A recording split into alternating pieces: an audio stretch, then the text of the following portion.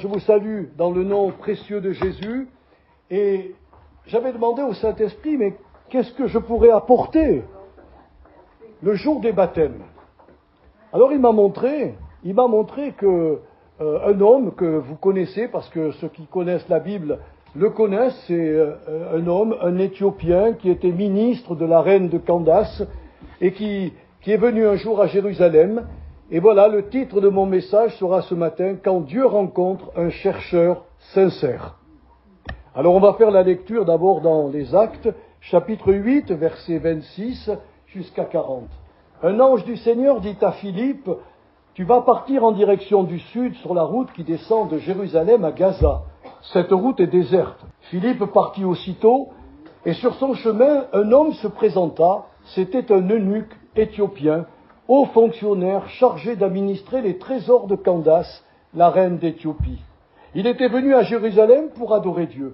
Et il retournait chez lui, assis sur son char, mais en faisant une lecture spéciale.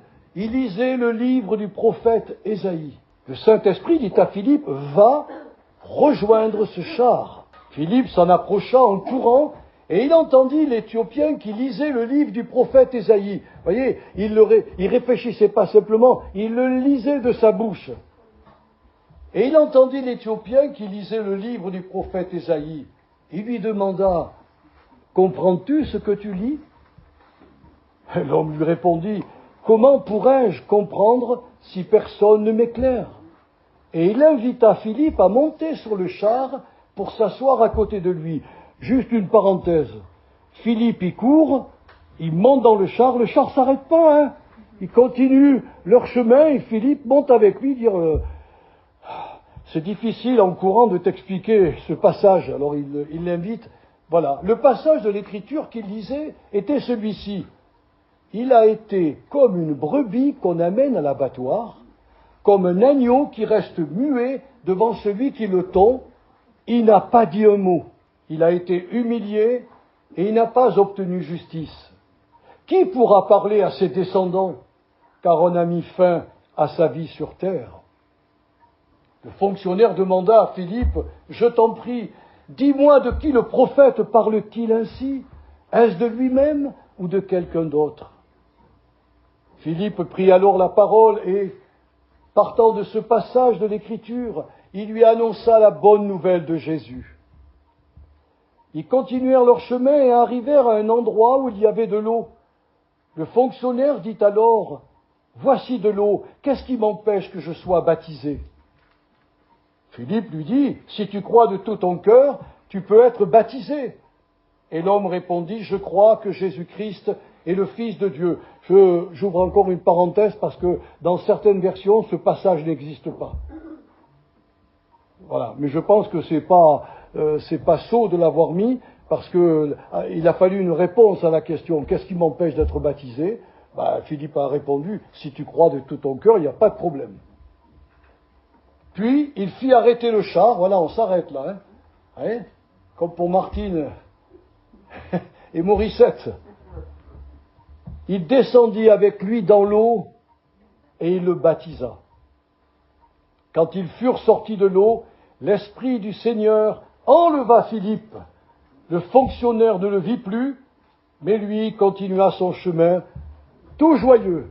Si vous avez la joie, Morissette et Martine, après ce baptême, c'est le Saint-Esprit qui fait ce travail en vous. Et vous avez vu Philippe, il était fatigué d'avoir couru derrière le char. Le Saint-Esprit lui a pas dit retourne à pied, il a pris Philippe et zoup, il a enlevé. Moi j'aimerais tellement qu'on fasse de l'évangélisation comme ça, mais voilà, c'est spécial. Et le deuxième passage qu'on va lire aussi, c'est juste 2 versets, c'est dans 1 Pierre 3, versets 21 et 22. C'est ainsi, dit l'apôtre Pierre, que vous êtes sauvés maintenant, vous aussi. Ces éléments préfiguraient le baptême. Celui-ci ne consiste pas à laver les impuretés du corps, mais à s'engager envers Dieu avec une conscience pure. Tout cela est possible grâce à la résurrection de Jésus-Christ, qui, depuis son ascension, siège à la droite de Dieu et à qui les anges, les autorités et les puissances célestes lui sont soumis. Amen. Esprit Saint, cher Esprit Saint, viens nous aider ce matin à comprendre ce qui est écrit pour nourrir les chrétiens et pour nourrir aussi tous ceux qui ce matin ne connaissent pas grand-chose de Dieu, ni de Jésus-Christ, ni de la Bible. Touche-les, Seigneur, par ta grâce. Éclaire-les comme tu as éclairé cet homme qui repartait dans son pays, dont le cœur était sincère. Donc cette histoire que je vais développer avec vous assez rapidement, c'est l'histoire d'un homme qui recherche Dieu et qui va finir par le rencontrer. La Bible dit que ce fonctionnaire avait un cœur bien disposé. La plupart des gens dans notre monde sont des raisonneurs de ce siècle. On leur parle de l'amour de Dieu et ils raisonnent et ils dialoguent. Oui, mais si, oui, mais là. Et puis, est-ce que c'est vrai qu'après la mort, il y a quelque chose? Je ne peux pas vous dire oui, c'est Jésus qui nous a dit qu'il y avait quelque chose. Un royaume merveilleux dans lequel il veut faire entrer tous les humains. Cet homme était à la recherche de Dieu. Et il était devenu, dans sa vie, un prosélyte juif. C'est-à-dire qu'il n'était pas juif, mais il avait adhéré à la religion juive. Alors il respectait certaines traditions et surtout il avait une détermination qui est étonnante. Parce qu'il montait à Jérusalem de l'Éthiopie. J'ai posé la question à un spécialiste, il m'a dit de Jérusalem pour aller en Éthiopie, il faut environ 2500 kilomètres. Ce n'est pas, c'est sur un char. Et il était ministre. Et il n'est pas parti avec quelqu'un, il est parti avec une troupe. C'était un fonctionnaire, un grand fonctionnaire. Il avait toute une équipe avec lui, qui prenait soin de lui, et surtout qui était là pour le protéger et le garder. Alors moi je considère qu'il y a beaucoup d'espoir pour vous, mes amis, qui êtes venus ce matin, accompagnés d'un chrétien peut-être. Il y a énormément d'espoir, parce que si vous cherchez le Seigneur, eh bien, je vous garantis que vous le trouverez, parce que dans la Bible, c'est écrit clairement, dans le Deutéronome 29, « Cherchez le Seigneur votre Dieu, et vous le trouverez. Et si vous le faites de tout votre cœur et de toute votre âme. » Il suffit simplement que pour rencontrer ce Dieu d'amour que je sers depuis 50 ans, il faut être sincère. Il faut dire, Dieu, tu m'as créé. Tu as voulu mon existence. Je suis en train de vivre une galère aujourd'hui, physiquement ou moralement. Tu m'as placé sur terre. Il y a un plan, il y a une destinée pour moi. Et je sais que quoi que je fasse, dans quoi que je m'engage, si tu n'es pas avec moi, Seigneur, ma vie sera fade, elle sera morne. Je pourrais peut-être, si j'ai de l'argent, aller dans certains endroits que personne ne peut aller.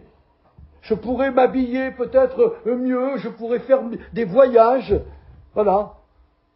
Mais mon âme sera toujours asséchée, parce que Dieu a planté en vous, mes amis, la pensée de l'éternité.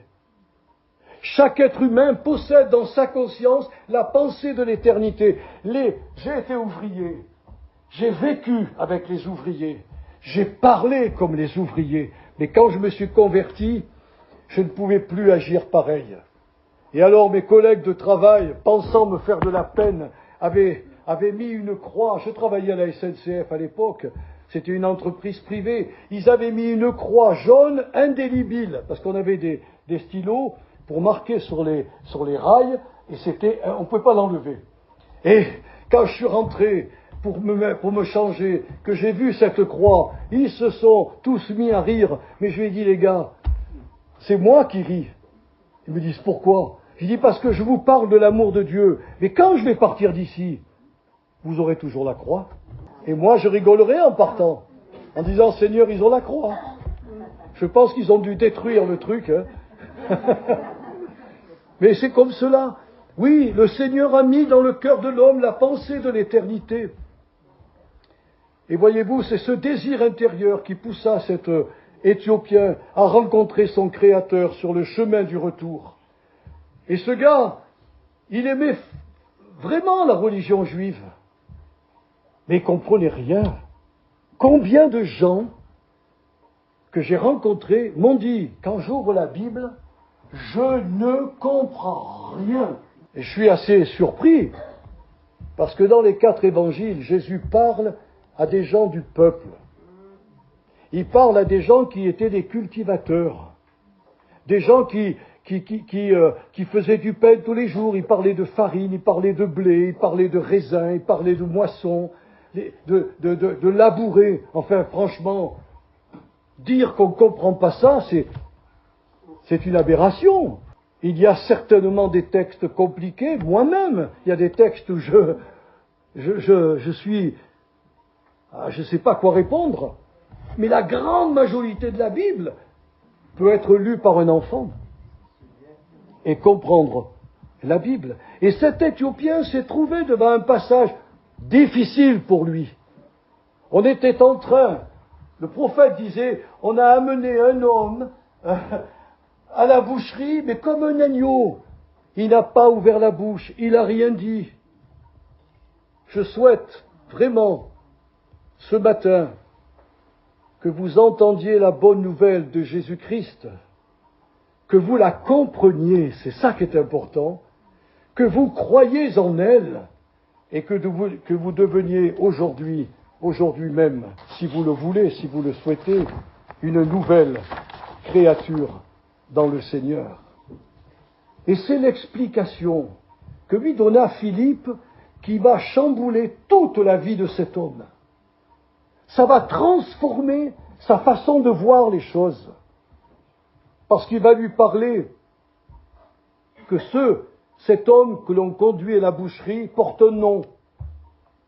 Il s'appelle Jésus de Nazareth. Et Jésus de Nazareth, c'était le Messie juif qui d'abord venait pour les Juifs.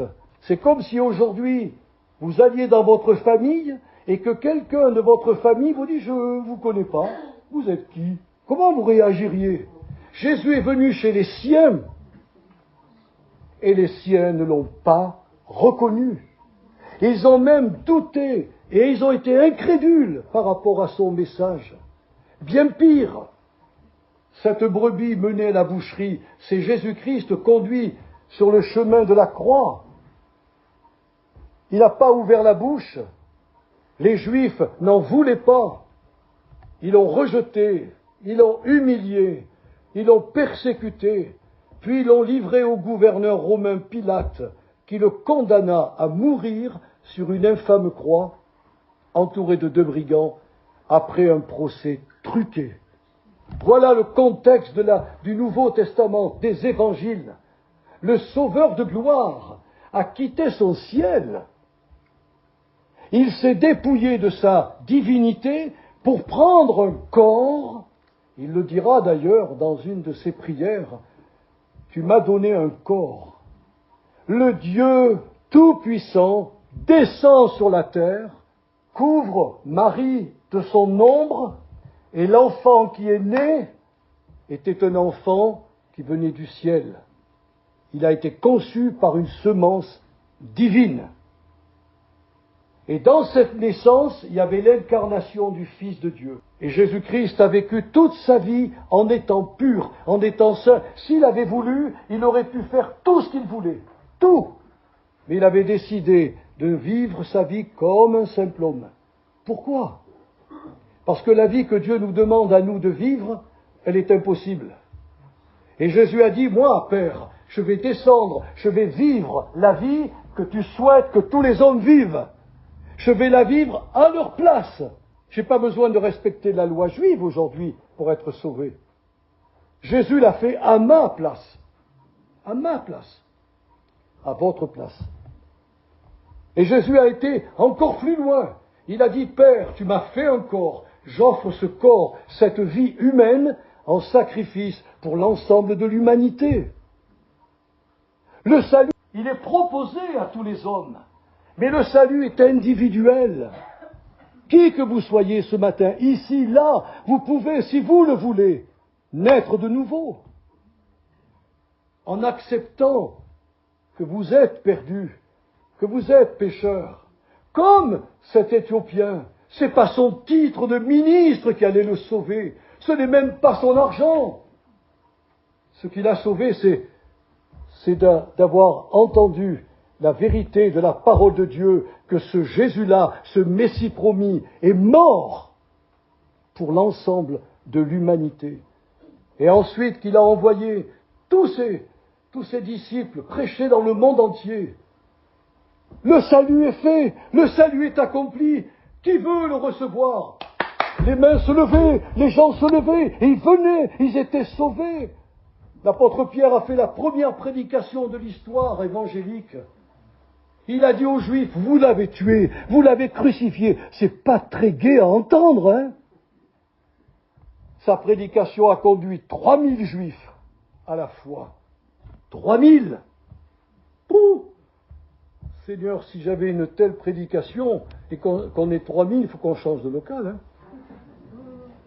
Eh oui, ce que vous ne savez pas, et que pourtant la Bible dit noir sur blanc, c'est que Dieu vous a aimé à l'extrême. Vous avez peut-être tous subi dans votre vie des humiliations de la part des gens. Dieu a été humilié par les humains pendant tout le temps de l'humanité. Il en a trouvé par-ci, par-là, des gens qui avaient un cœur sincère et qui voulaient le rencontrer. À cela, il s'est révélé. Si votre cœur est sincère ce matin, croyez-moi, notre Église va grandir. Hein. Ça, c'est indéniable. Alors, l'eunuque, l'Éthiopien, le chercheur de Dieu, a enfin trouvé la clé pour rencontrer son Créateur. Il a cru. D'abord, il s'est repenti. Alors, les gens ne savent pas du tout ce que c'est que se repentir. C'est changer de mentalité. Si vous préférez, voyez, je marche comme ça, vous marchez comme ça, eh bien, vous vous tournez et vous allez marcher comme Dieu vous demande de marcher. C'est votre bonheur. Et ça, les êtres humains n'en ont pas trop envie. Mais quand il a dit à l'eunuque, tu retournes en Éthiopie, tu vas être un témoin de Jésus-Christ, il a changé sa mentalité. Ensuite, il a cru, ou il a mis sa confiance dans le sang rédempteur de Jésus, parce qu'il avait compris que ce Jésus-là avait non seulement vécu la vie qu'il devait vivre, mais il avait subi la mort qu'il aurait subie. Alors, excusez-moi, c'est pas facile pour un prédicateur de vous le dire. Admettons que vous dites, oh, foutaise, ce prédicateur, il me casse les pieds, il m'invite à me convertir, je veux pas. Vous avez le droit, mais quand vous partirez de cette terre, vous devrez affronter la seconde mort. Nous dit la Bible, il y a deux morts. Il y a la mort physique, auquel tous les humains y passent pour entrer au ciel, et ceux qui rentrent devant Dieu, ils sont confrontés à la seconde mort. Et celle-ci, s'il n'y a pas sur eux le sang de Jésus, alors ils seront perdus pour l'éternité. Voilà, c'est pas moi qui le dis, c'est la Bible. J'espère que vous allez croire de tout votre cœur. Oh, je ne vous dis pas ça pour vous faire peur. Il y a une réalité. La mort physique, je ne peux pas y réchapper, sauf si Jésus vient nous chercher. Mais la mort spirituelle, par contre, j'ai la liberté de l'ôter de ma vie, en croyant de tout mon cœur dans le sang précieux de Jésus. Alors ce qu'ont fait Martine et ce qu'ont fait Morissette, c'est qu'elles ont fait une déclaration devant Dieu. On l'a lu dans l'apôtre Pierre. Il prend l'exemple de l'arche de Noé, à l'époque de Noé. C'est l'arche, en montant dans l'arche que Noé a été, qu'il a évité le jugement final, c'est-à-dire la destruction de la terre par l'eau. Et le jour où le Seigneur fera comparaître tous les hommes devant son trône blanc, tous les hommes et toutes les femmes, hein, c'est le mot humain qui est employé, tous vont rendre compte à Dieu de ce qu'ils ont fait sur la terre, et surtout de leur refus du Fils de Dieu. Et ce jour-là, les hommes seront les yeux courbés, parce que la sentence que Dieu donnera, elle sera définitive et éternelle. Pas facile pour un prédicateur d'annoncer ça. Je préférerais vous dire que Dieu est amour, tout amour, et que de toute manière, quoi que vous fassiez, il vous pardonnera. Mais je vous mentirai. Dieu vous pardonne tout si vous vous convertissez. Et il vous met au bénéfice de son sang si vous vous engagez.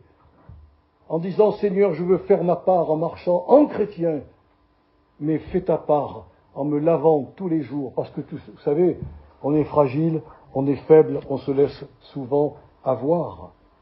Je suis allé au texte original pour voir ce que le mot engagement signifie dans la lettre de Pierre. C'est un mot qui était utilisé lors des transactions commerciales. Vous aviez un vendeur qui se présentait sur la place publique et il vendait quelque chose. Et il y a des gens qui écoutaient. Et il y a des acheteurs qui venaient en disant « Je t'ai entendu, je suis d'accord de prendre ce que tu me donnes. » Et alors il signait un contrat, non pas avec de l'encre, mais devant des personnes qui étaient là. Exactement comme Morissette et Martine l'ont fait en plongeant dans les eaux du baptême. Et il y avait comme un contrat qui était établi avec le baptisé et le Seigneur. Le baptisé entend Dieu lui dire « Mon enfant, je t'ai pardonné tes péchés, je te sauve pour l'éternité, je te donne mon Esprit Saint. Acceptes-tu de marcher selon l'enseignement de mon Fils, qui se trouve dans les 4 évangiles et dans les lettres apostoliques? Est-ce que tu es d'accord de conformer ta vie à ces enseignements ?» Le futur baptisé dit « Oui, oui, Seigneur !» C'est ce que vous avez fait, hein? Vous dites toujours oui, hein? Ah bon. Et du côté du Seigneur, il dit, moi, je m'engage à vous faire bénéficier toute votre vie des bienfaits de la croix de mon Fils. Jamais vous vous perdrez, jamais vous vous éloignerez de moi, parce que je vous rattraperai. Je mettrai les anges à vos côtés pour vous protéger. Vous vous rendez compte, frères et sœurs? Un jour, je rentrais de Suisse. J'étais certainement en insuffisance cardiaque. J'avais trop travaillé et puis j'étais épuisé comme on ne peut pas l'imaginer. Je double un camion et je me suis endormi. Oh, 3 secondes. Je me réveille, j'étais à ça de la grosse roue du camion. Il me serait monté dessus, j'aurais été broyé. Et là, je peux vous garantir que je me suis arrêté, j'ai dit, Seigneur, merci pour l'ange qui était entre le camion et moi. On verra dans l'éternité combien de fois il aura gardé les chrétiens. Vous verrez, c'est énorme. Voilà ce que je voulais vous dire ce matin. Vous avez un Dieu qui a payé pour vous. Il ne vous demande pas de l'argent pour être converti. Il ne vous demande pas de faire des bonnes œuvres pour accepter Jésus comme sauveur, c'est-à-dire être digne de recevoir Jésus. Il vous demande de venir comme vous êtes, avec votre caractère, qui soit agressif, qui soit doux, qui soit lymphatique, peu importe, tel que vous êtes, vous avez le droit de venir vers Jésus et de lui dire, Seigneur, je suis un pécheur, je suis une pécheresse, et comme tu l'as dit à l'Éthiopien, tu peux me sauver. Alors je te donne ma vie. Je mets ma foi, ma confiance dans le sang précieux de Jésus-Christ, mon Sauveur. Et je veux, Seigneur, qu'il soit le Seigneur de ma vie. Je veux aller dans ton ciel. C'est simple, non? Vous n'avez pas besoin de vous lever et de le dire à haute voix. Vous n'avez pas besoin de venir devant moi que je vous impose les mains pour que vous soyez sauvés. Vous avez besoin simplement, dans votre cœur, de dire « Oui, Seigneur, sois mon Sauveur maintenant !» Pourquoi j'insiste maintenant? Parce que demain, vous ne savez pas si vous serez là. On a connu des bien-aimés dans l'Église qui ont perdu leur mari. Mais la veille, rien ne présageait qu'il allait partir. Rien! Les êtres humains vivent comme s'ils étaient éternels. Les êtres humains suivent un cercueil comme le cercueil de cette petite qu'on a enterrée. Parce qu'un homme mauvais a fait des saletés sur elle. Et il a mis un terme à sa vie. Et les gens sont là, ils pleurent. Ils compatissent, et je sais qu'ils compatissent. Mais personne ne se dise, où elle est cette petite? Où elle est? Elle est dans les bras de Dieu, ça, il n'y a aucun doute. Hein. Mais nous, on est adultes, nous, on a le choix. Nous, on a la liberté de lui dire non, ou de lui dire oui. Alors, on va incliner nos têtes, et on va faire une prière. Et j'espère de tout mon cœur que ceux qui sont venus pour la première fois, ou peut-être pour plusieurs fois, ont réalisé ce matin l'importance, l'urgence que Dieu leur demande de faire la paix avec lui par le sang de Jésus-Christ. Notre Père, notre Dieu, ton Esprit Saint, au travers du message, travaille les cœurs ce matin. Tout d'abord, un grand merci pour nos deux sœurs qui sont entrées dans ton Église. Merci Seigneur, parce que le baptême, c'est pas si compliqué que ça. C'est une question d'obéissance. Parce qu'on démontre par le baptême ce qui s'est produit exactement dans notre vie. Nous avons subi le coup de mort à notre vieille nature pécheresse. Elle a été déposée au tombeau, ce qui veut dire que tu ne la vois plus. Et puis on a été associé à la résurrection de Jésus.